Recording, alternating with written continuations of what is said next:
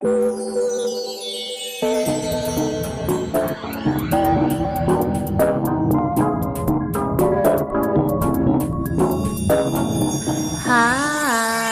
welcome back to Friend Crush. I'm your host, Amber Akilla. This is my podcast where I talk about stuff and things cute, chaotic, and critical thinking. I am a DJ slash creative consultant, and you can follow me on Instagram, Twitter, TikTok at Amber Akilla, and for music and playlists on Spotify and SoundCloud at Amber Akilla. And the meme page for this podcast is at friend.crush on Instagram. So you can send me feedback on there, thoughts, feelings, questions, comments. I really appreciate feedback. Genuinely, like every single message that I get, I'm so grateful for because, I actually can't believe anyone listens to this. And then on top of that people actually take something away from it. So thank you so much. And I hope everyone's doing well. Vibe check from me. I have been doing good. I had 2 days of really intense anxiety last week, relative to the time of this recording, because I think this episode will come out a little bit later. But it was crazy. I literally felt like I was almost having a panic attack in the car, and I was trying so hard to take it as an opportunity to really focus in on managing the feeling and my response at the time instead of wiling out, because it's definitely the most intense feeling of anxiety I've had in a while. I've kind of been pretty crazy, and I suppose there was a number of different things that might have been fueling the anxiety, but it was really intense, and I've since moved through it, which I'm very grateful for. And I guess it's just a reminder to me and to you that, the feelings do pass, especially when you really focus on trying to be present in the moment and unfortunately or unfairly having to sit in that discomfort and trying to observe it rather than allowing yourself to spiral too much, and then also giving yourself the opportunity to express the emotions that you're feeling, even if it's in private. I mean, especially if it's in private. Sometimes you just need to have a little cry in the car, And things that I did, I had been pretty sedentary for the last day or so. So I went to the pole studio and did practice time, which I don't really do that often, just kind of started doing outside of the classes that I go to. And I felt really moving my body helped a lot, and just I don't know, being able to expel some of the energy that was moving around inside me helped a lot. And writing out how I was feeling with as little judgment as possible, and just taking it easy, taking time to myself. It was actually before this gig that I was playing, and I hadn't DJ'd in so long, so I was super nervous. And I guess a few days have passed since. I'm feeling much better. Still trying to take it easy and maybe spend a little less time on social media. Excuse me, this car. Still trying to take it easy, not spend too much time on social media, or really notice when I feel anxiety building when I'm too online, because there's a lot of stuff going on in the world right now, and I really do feel there's a limit to how much we can influence and how much engaging with information about events that we have no immediate control or influence over can actually benefit or do anything. And I guess that sounds really cynical in some ways, but at the end of the day, I really do feel protecting your own needs and your boundaries is really important for the greater good. And most of the time, that's not going to be able to influence geopolitical events. And if you can be there for yourself, and then the people that are in your immediate contact and surroundings, being able to be your best for yourself and for them is going to have a much better impact, I think. And we definitely take that for granted when we're too online, chronically online.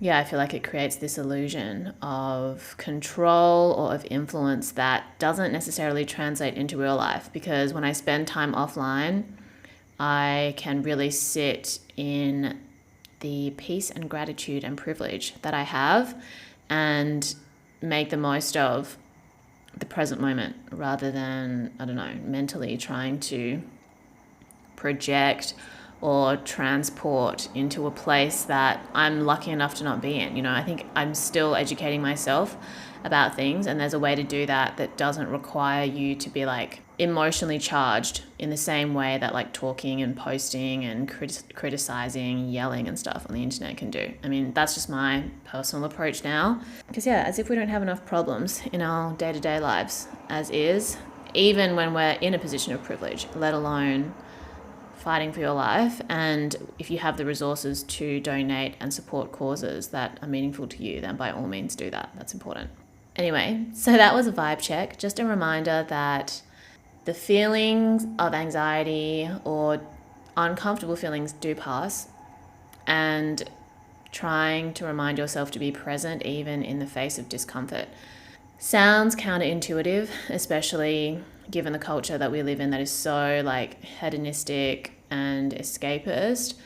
But yeah, it's kind of like radical to be able to sit in your own discomfort and observe it rather than be carried away in a spiral, doom spiral that's usually like mental more than it is like based in reality, I think. Yeah, I was definitely spiraling over events that had not yet happened and stressing about things that I didn't have control over, and it just like fully overwhelmed me. But yeah, I'm reminded that the bullshit never stops, only our ability to manage it improves. So with that being said, today's topic is on therapy. Obviously, I'm not a professional. Disclaimer, not a mental health professional by any means. I'm just a girl living her life on the internet with a podcast and sharing like my personal experience, my observations, my opinions. And this is by no means like prescriptive at all. I can make like recommendations based on my experience, but they are only to sort of help you figure out what your approach may or may not be.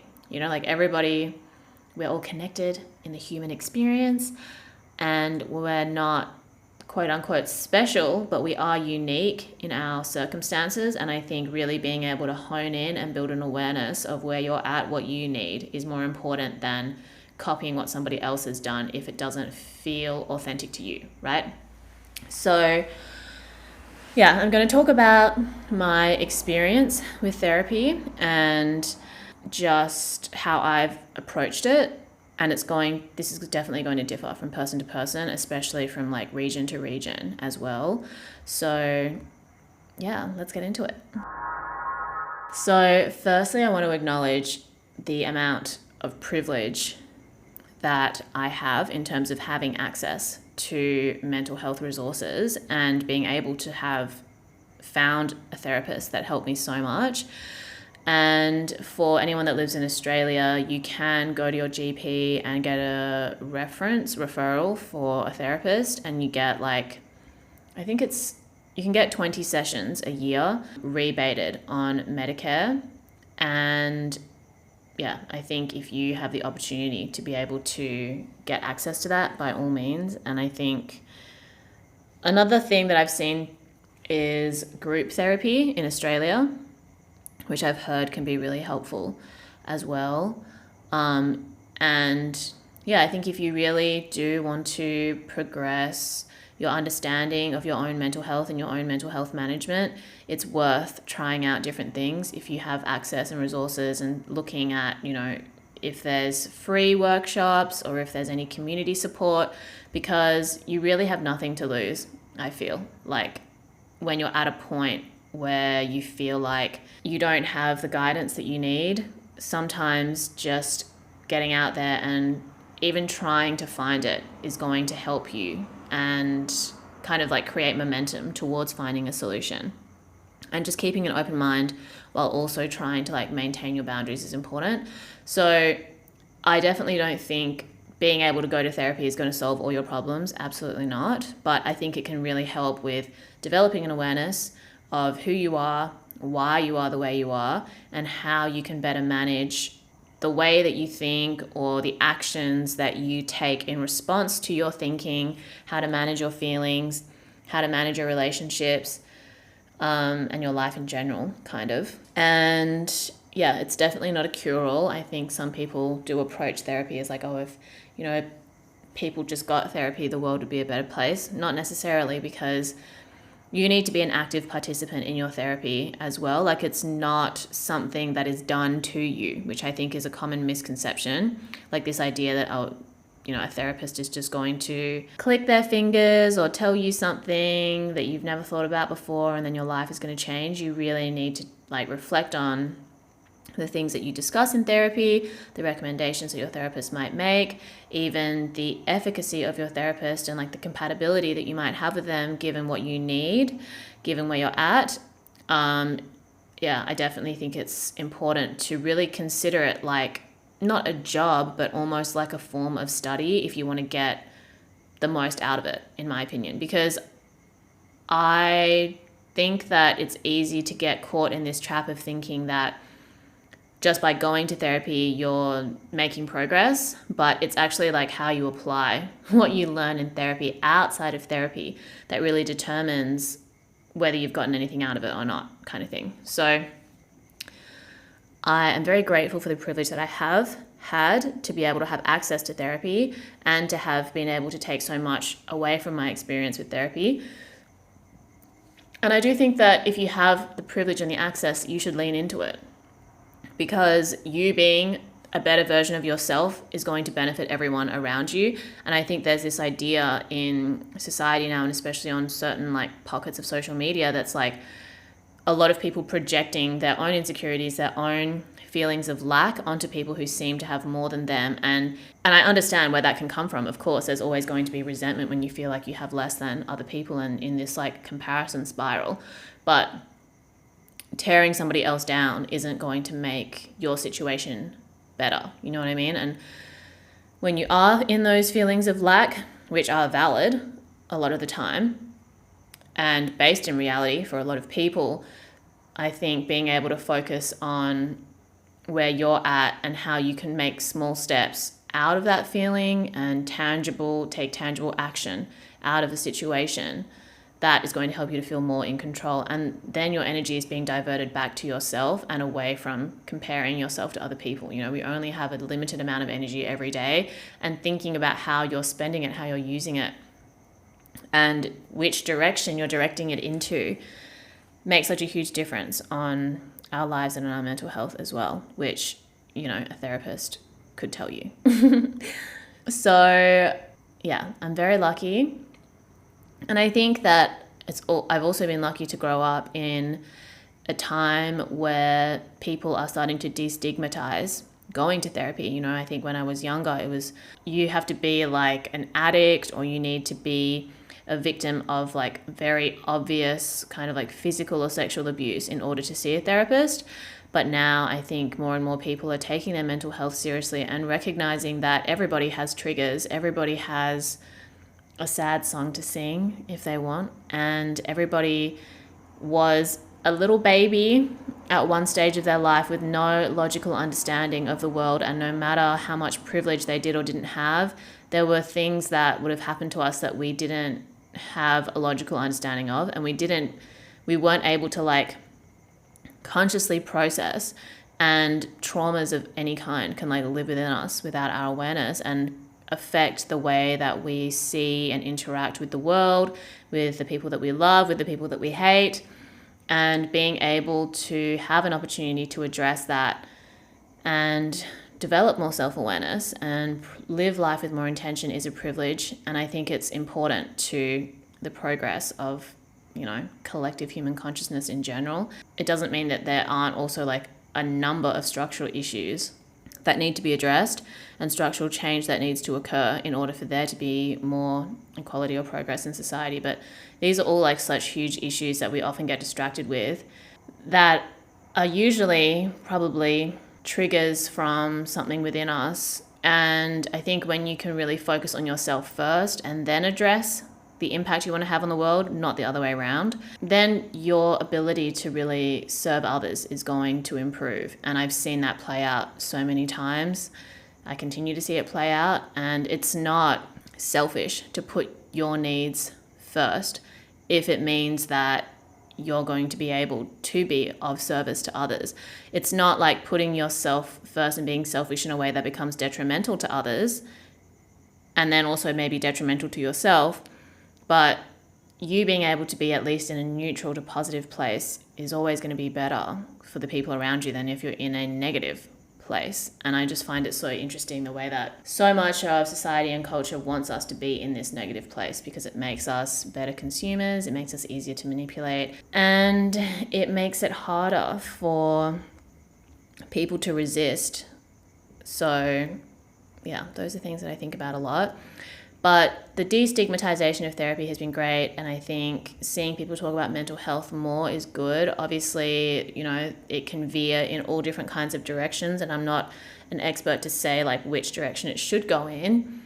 But yeah, there's definitely this idea that therapy is just like a quick fix, and, you know, oh, someone's sad or angry or clearly not happy with themselves, they should go to therapy.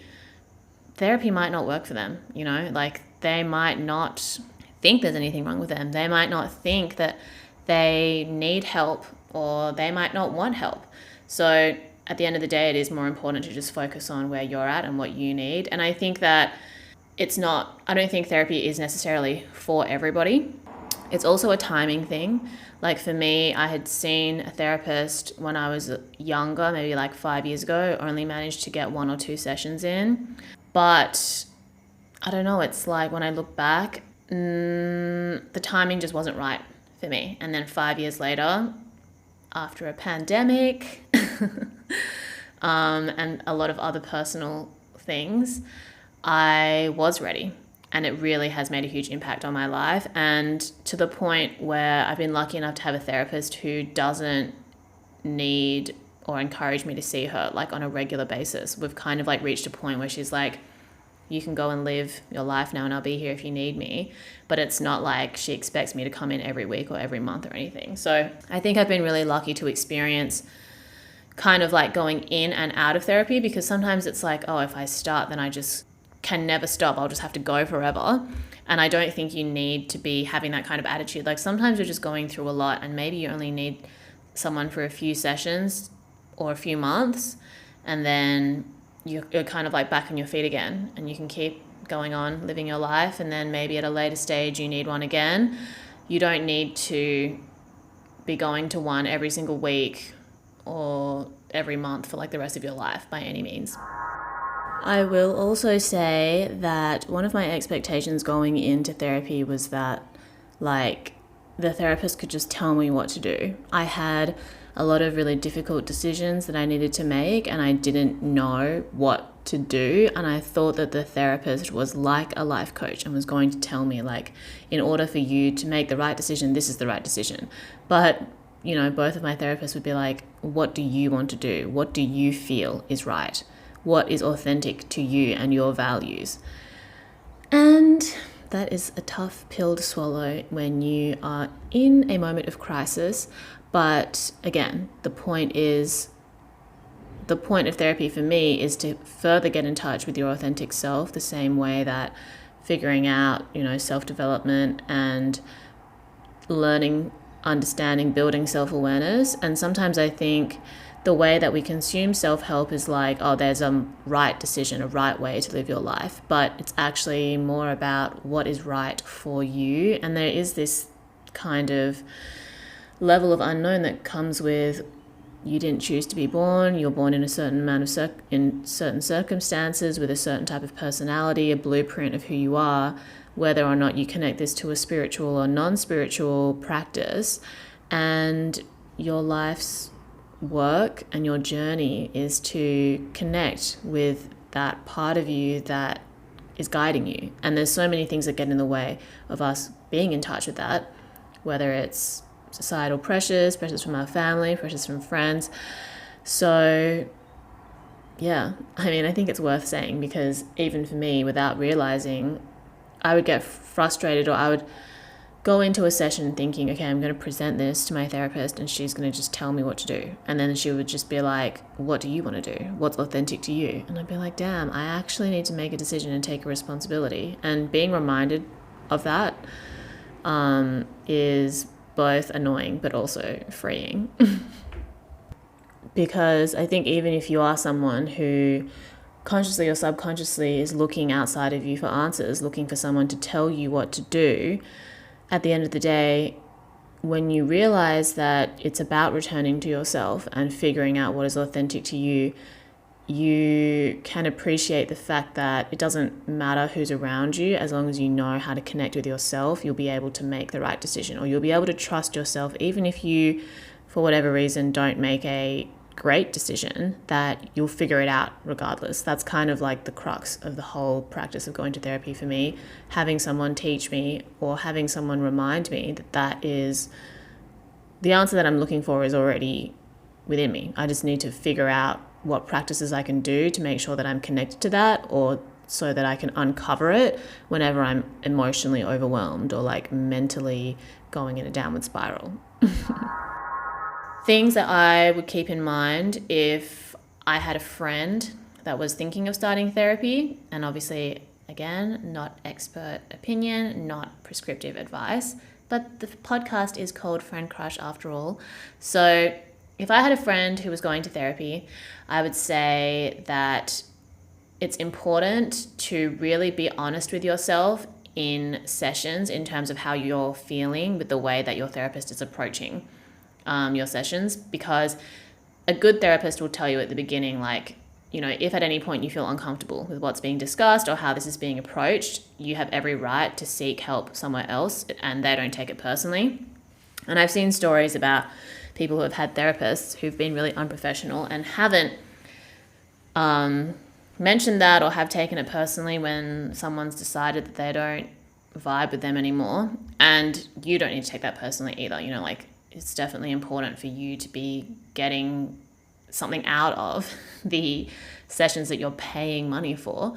And, you know, it's just, sometimes you're just not compatible with someone, and that's okay. So being honest with yourself, don't feel like you need to stay with a therapist because you don't want to like hurt their feelings or something, like it's their job. So if somebody does react poorly to you deciding to seek treatment elsewhere, then that is just a reflection of their lack of professionalism and nothing to do with you. I think it's also important to be honest with your therapist in terms of what your goals are and what you want to get out of therapy. I think sometimes if you don't have a clear idea of what you want to work on yourself, then it's kind of like a bit directionless. And I feel like if it was me, I wouldn't feel like I'd be getting much out of it, or it would be kind of like almost a waste of money. But at the same time, there are people who just seek therapy to have somebody to talk to and debrief on their life, because they might not have someone in their life who they can feel like can give them kind of like a neutral or objective perspective, which is fine. You know, like everyone has different reasons to go.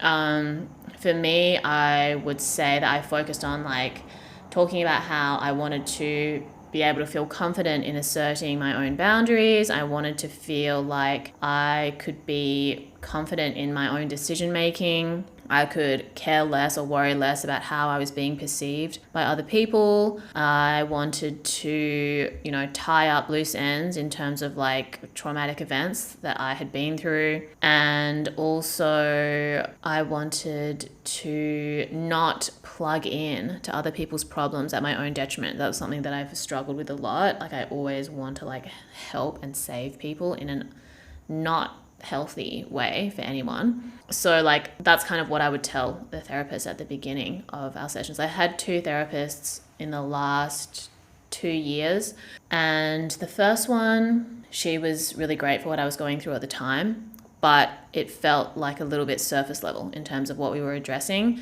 And then she also ended up having to like get a different job, so we weren't able to really continue sessions anyway. And I was really lucky to be recommended the next therapist through a friend whose younger sister had seen the same therapist and had like really made a lot of progress with her. And the second therapist I saw for maybe a year, I would say, almost a year. And we only had sessions like once a month or every month and a half, 2 months. And it's really just changed my life. Could not be more grateful. And after that, she was kind of like I mentioned earlier, go live your life. I'll be here if you need me. And I think that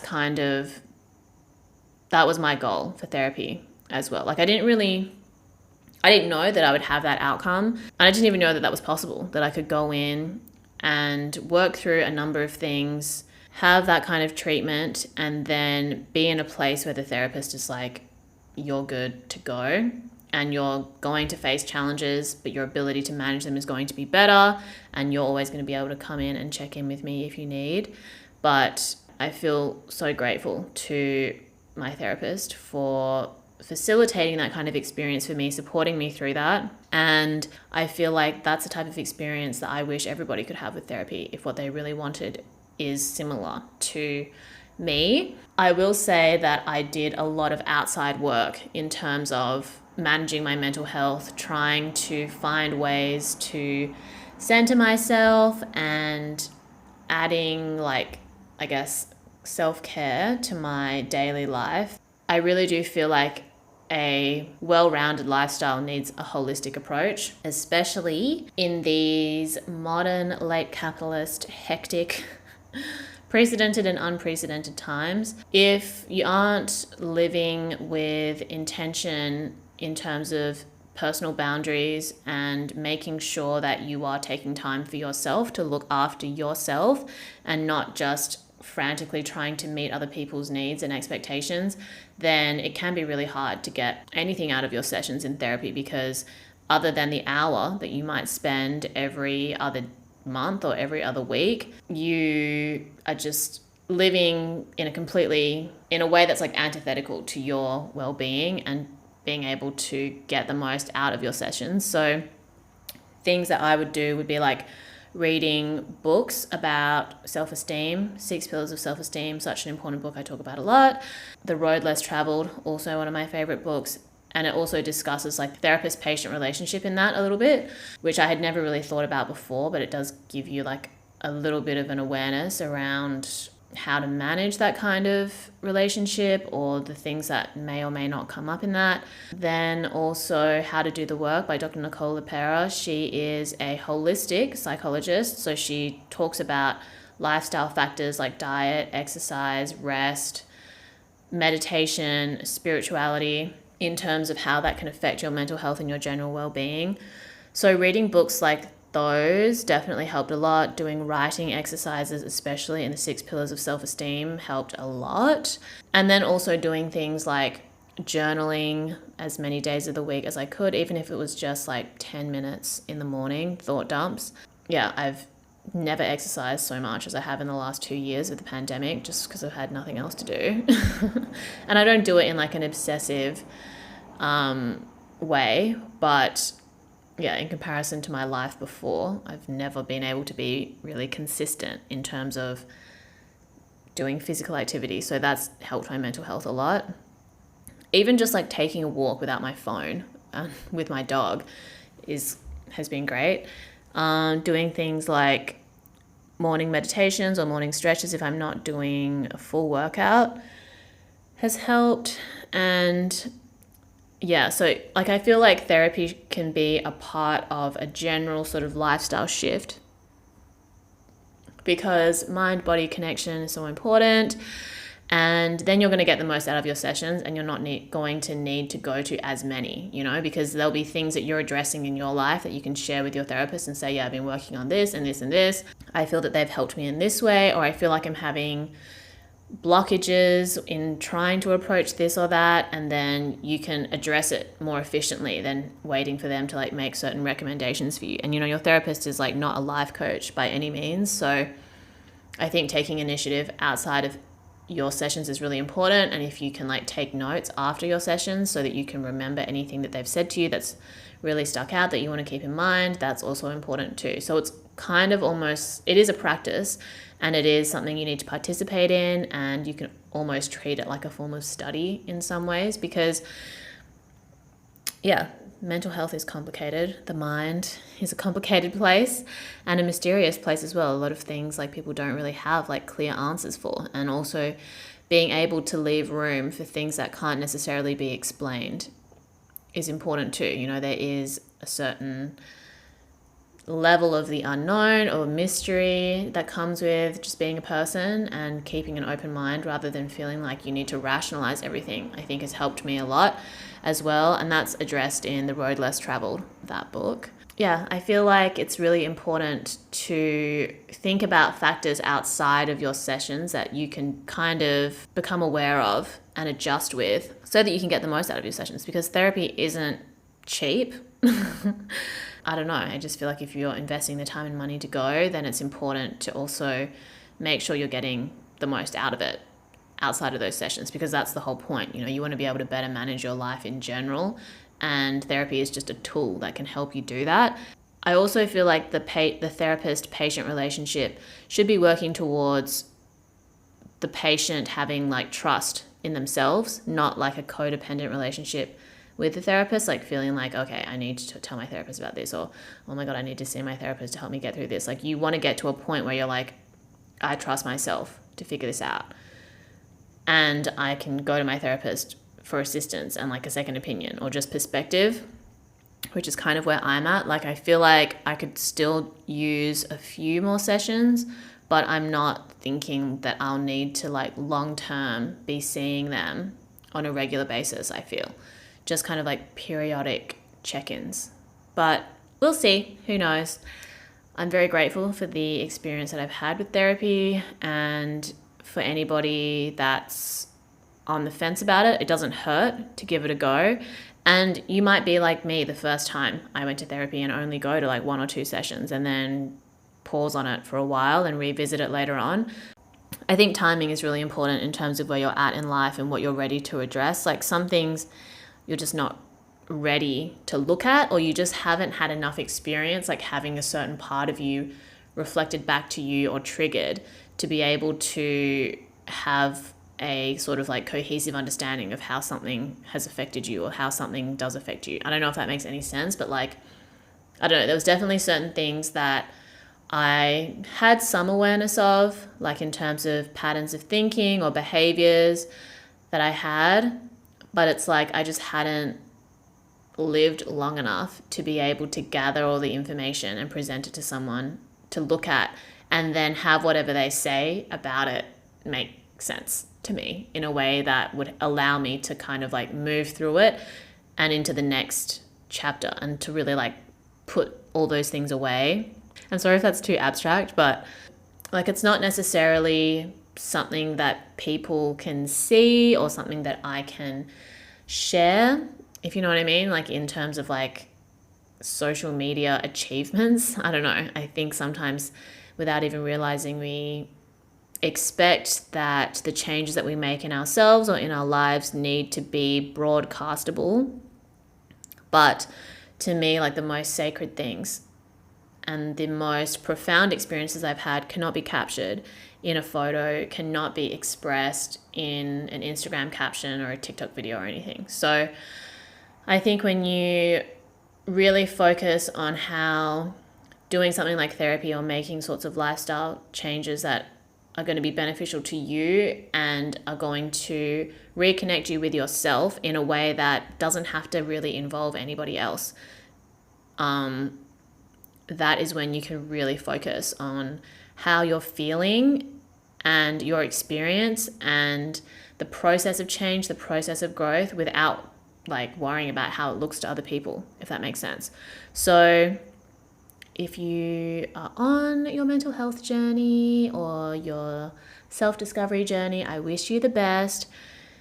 It's not linear. Healing is not linear, as my therapist reminded me the other day. And as I have recently said in an episode of the podcast.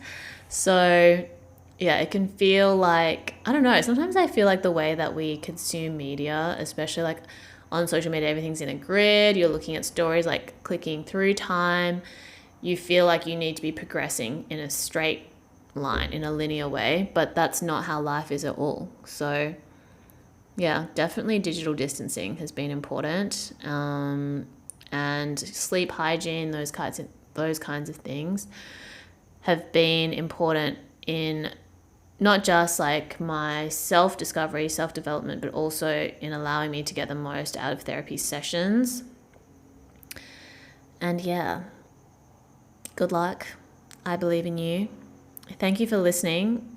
This episode was a little bit all over the place, but I just felt like I would share what my experience has been like and do a little vibe check as a reminder that we can all be going through it at any given point, but I might be going through it, but I'm gonna get through it.